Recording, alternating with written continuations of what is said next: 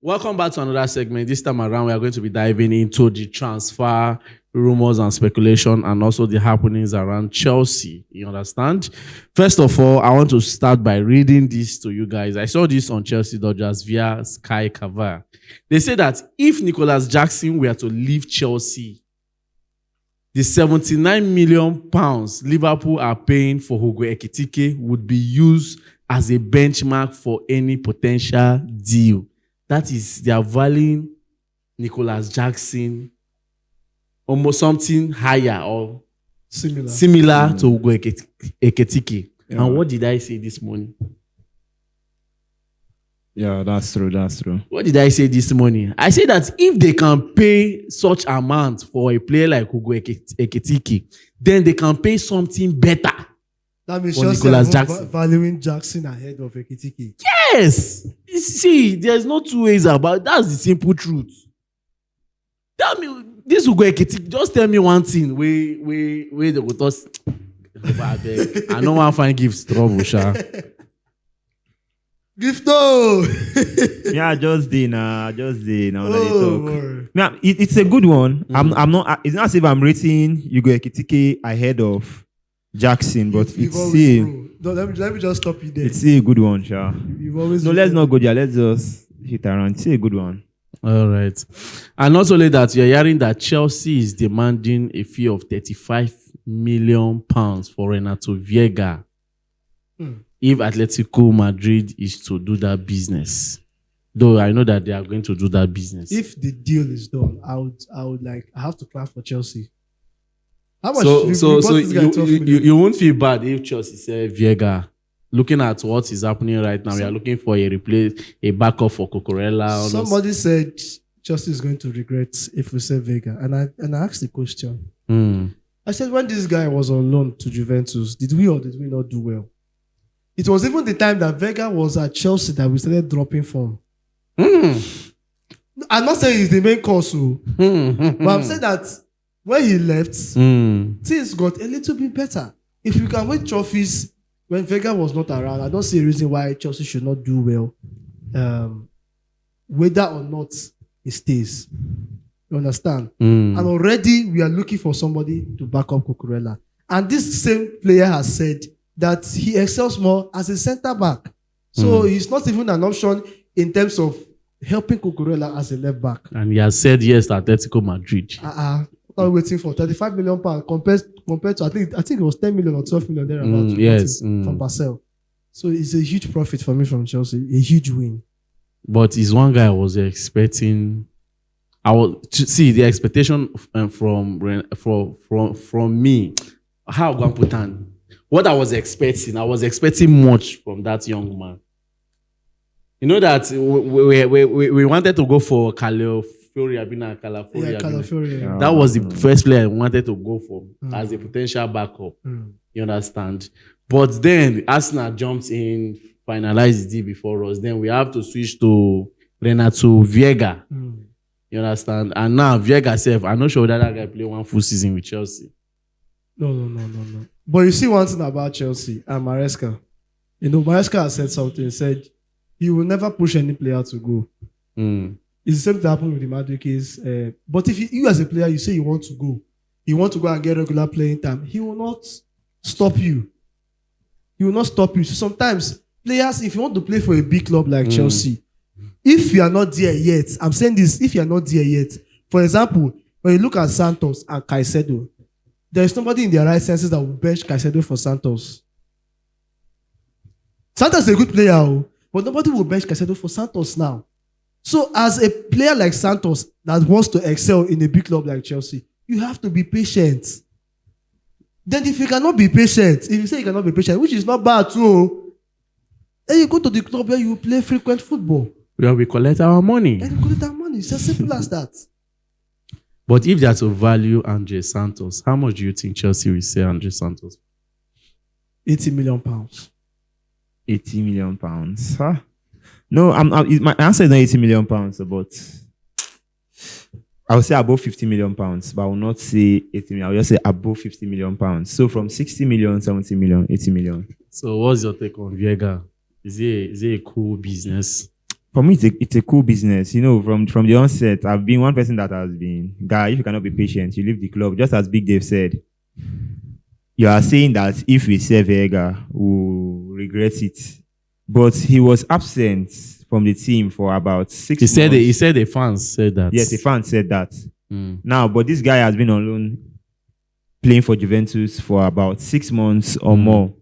And in his absence, we were able to win the Conference League. In his absence, we were able to qualify for the Champions League. In his same absence, we were able to lift up the Club World Cup and remain the world best club for 4 years without any query.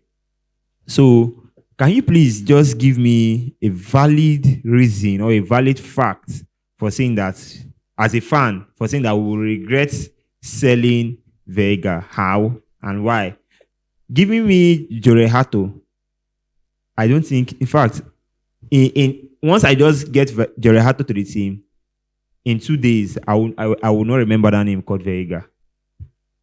I will not remember, because it will be as if you are taking vinegar out, and you know vinegar is not sweet. So let's not go too deep.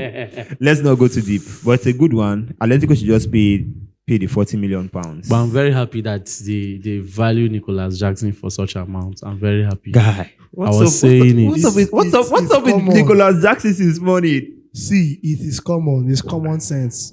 It will not make sense that a player like... Sorry. Go ahead. A player like Hugo, to be honest with you, yes, Hugo scored a good number of goals last season. But all round, the Jackson and Hugo comparison, if we are being honest with ourselves, like, I feel like Jackson excels more. So if you could buy Hugo for 79 million pounds, why is Jackson not worth 100 million pounds? That's the simple question. Or that's why I 80 said million pounds. At least 80 or 90 thereabouts. That's the common sense in this whole deal. If I can buy Toyota Corolla for 2.5, why can't I buy BM for 10 million or more than? God, guy, I feel your rating, but I'm not. No, I'm not in talk, for the argument. But I feel your rating. But I'm not in for the argument. But you know, I can ask a very good question. Yes. Now, between Hugo Ekitike, which I know you have not really watched, and Nicolas Jackson, who is a more clinical player? You are asking me. You are saying that I have not really watched him. Yes. Do you know I'll still throw that question back to you because you have not really watched Hugo Ekitike. Good. So that's what I'm telling you. Stop rating those two players. So, wait. The one that we have managed to watch, which is the Jackson. Yes. And from what we've been able to see him... Rate his clinicality from 1 to 10. Jackson's clinicality, we're talking about a striker. At least like 6. 6. Yes. And you know that Hugo will not go less than 6. Do you believe that? Why would he go less than 6? Don't say that. He's not a 50-50 striker. Hugo is not a 50-50 striker. I can bet that with you. I'm not in support to, but is Jackson worth it? I'm not downplaying that. But the comparison of these two players, like, you have not watched this guy. Have you watched Frankfurt's full game and see how this guy plays? At least we've been able to see some of his highlights. And he scores sweet goals. One thing about highlights is that highlights is only focused on glorifying the good side of a player. Okay, Jackson. But even with those highlights, even with those highlights of Hugo Ekitike, I've been able to pick out some things that the reasons why I wasn't really eager for Chelsea to buy him for that amount. And I don't see how he becomes a top or the number one striker in a big club. That's why it still scatters my head that Liverpool spent such money. He will be, because Liverpool saw his potential. Because you're not seeing it does not mean another person is not seeing it. Yeah, now, if I talk, you say I'm speculating negatively. Because you're saying he will be. Can you guarantee me that he was? You know, the previous season he was a great player. The previous season he had a better season than Jackson. Deal or no deal? Which trophy? How many trophies? The previous season, he had a better season than Jackson in terms of same player rates. I'm not talking about trophies. Which league did he Trophies go to the club. Which league is he playing? He's playing the Germany league. Germany league? Yes. So you can compare that Germany league. Where did Haaland come from? You say who? Where did Haaland come from? I'm always using Haaland as a case study for you, bro. I always use Haaland as a case study for you. It doesn't apply to every player. Good. What Then I'm allow saying- him to play first. No. Allow him to play first in Liverpool. I will drop my own analysis concerning the guy and from what I've observed about him. Give a positive analysis as same as they are giving a negative analysis. Stop hitting on the negative analysis on this player time to time. I'll tell you, yes, I'm not certain that this guy will be too good.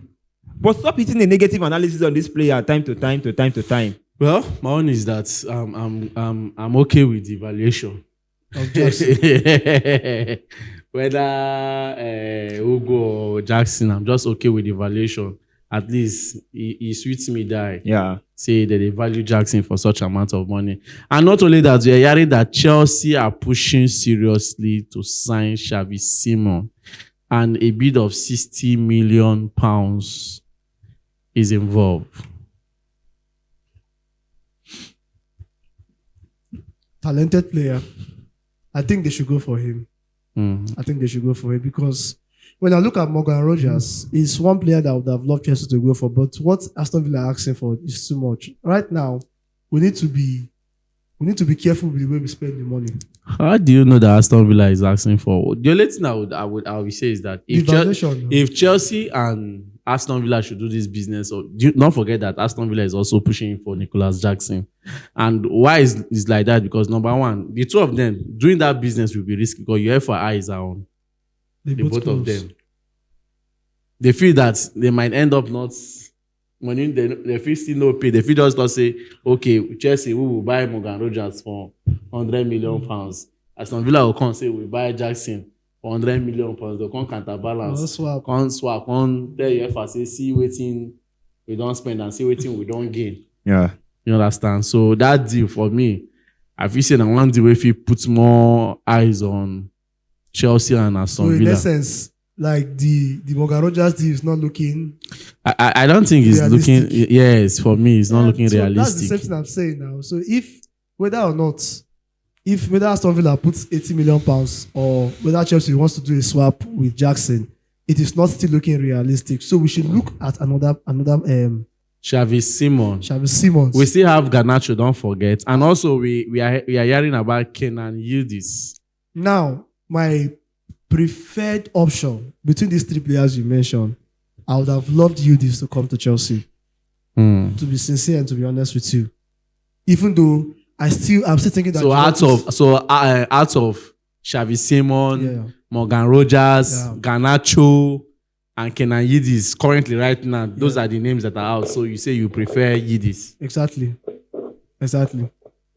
I think it's more technical and it has flair and the pace to play. But anyways, if that doesn't work out with what we are looking at, Xavi Simon is not a bad option.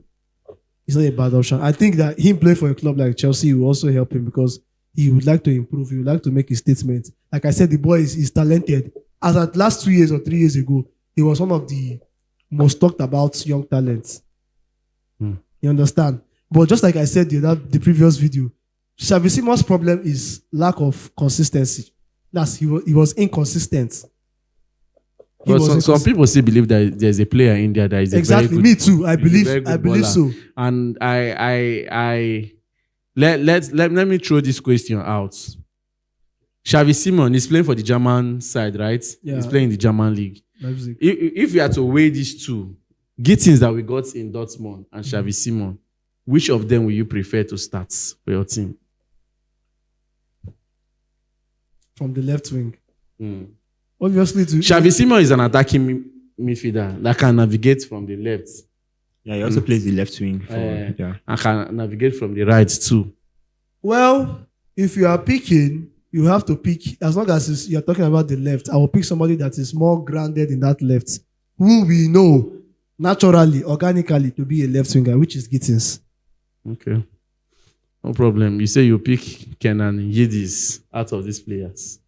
Yeah, nice speculation, nice approach for Xavi Simons. I'm very okay, but like the last time we talked about this guy, I said something. It's not about signing a player. It's about signing a convincing player. Just like, thank God you guys made mention of it, the consistency. At least I've watched him, even though I've not watched this guy, I've watched him like thrice or 4 times, playing at Leipzig, playing at Netherlands. I have watched this guy. Good one. He has the eye from outside the box. He has the eyes on the goal from outside the box. He can shoot. He has the pace. Very good talent. But is it convincing? Now, I don't want this case study of Madueke again. Bringing a player that you give me one good game, two good games, the third, fourth, fifth, sixth, seventh, and you're being off the track. But one thing I'm very happy about is that we have so many replacements. So whether the club signs you or they don't sign you, okay, let me say definitely the club signs you. You are part of the Chelsea team.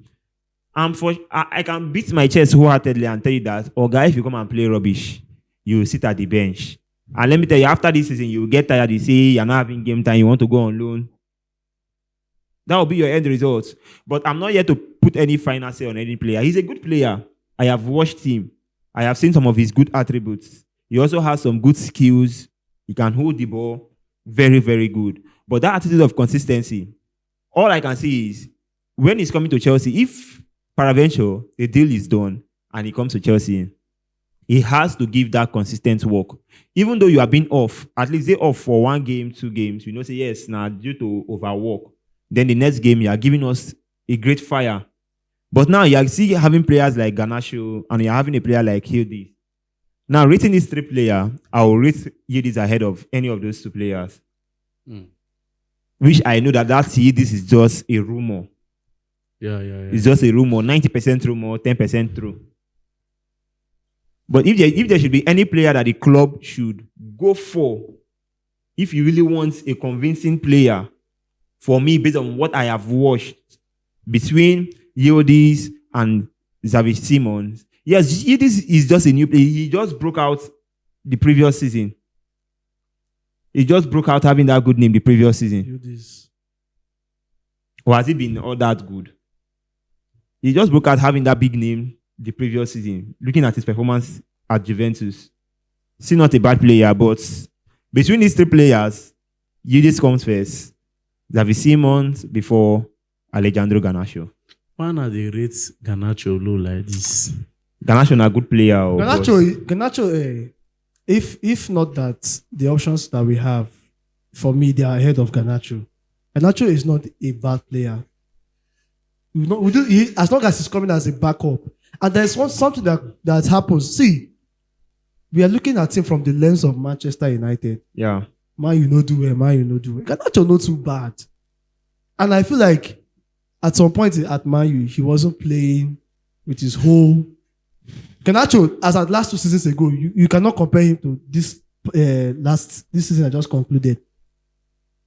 For me, I feel like his mind is not in Manchester United again. Mind no day for Man U again. So if you bring him to a club where he knows that he can compete at the biggest stages in the world, where he can prove himself, he's still very young. Garnacho has potentials. Under the right coach, I don't see how that boy will not excel. But it's just that the options that we have, for me, they are better than Garnacho. So why don't we go for the best options? Now, another reason that makes me rate them ahead of Garnacho is these players, talking about Yildiz, talking about Xavi Simons. These are players that can perform in different roles. But Garnacho is a kind of stagnant player. He can just hold the left wing for you. Can he hold the midfield? Xavi Simons can navigate as an attacking midfielder. Yildiz can navigate as an attacking midfielder. They can also navigate as a left wing forward. Same thing, possibly if you push them to the right, they can also give you a good performance. So you are talking about versatility. Yes, that is what is making me giving them a higher rating ahead of Garnacho. If Garnacho is a good player, even though say me I know one time for Chelsea, but he's a good player. All right. Before we go, let us take this one. Looking at next season and the way everybody is preparing for next season, which we know that is not going to be an easy season. Yeah. From the Premier League down to the Champions League is not going to be easy. Clubs has changed coach, clubs has signed players, and more players are more coming. You understand? Yeah. Do you think it's safe to go into next season with Sanchez and Jorgensen? No. It's not safe. I've said this thing a lot of times. I keep repeating it. It's not safe. If something did not work last season, if it didn't work like to the way we expected, let's not make the mistake of counting on it for next season. Remember, we are going for bigger things. We are going for bigger things. Now, I will always tell you people, Sanchez has improved. Sanchez does not deserve to be sold away from Chelsea. But are we going to keep Sanchez? Only him, because only him where me at the sea. I don't even see Jorgensen. Sorry to Jorgensen fans and people who love Jorgensen.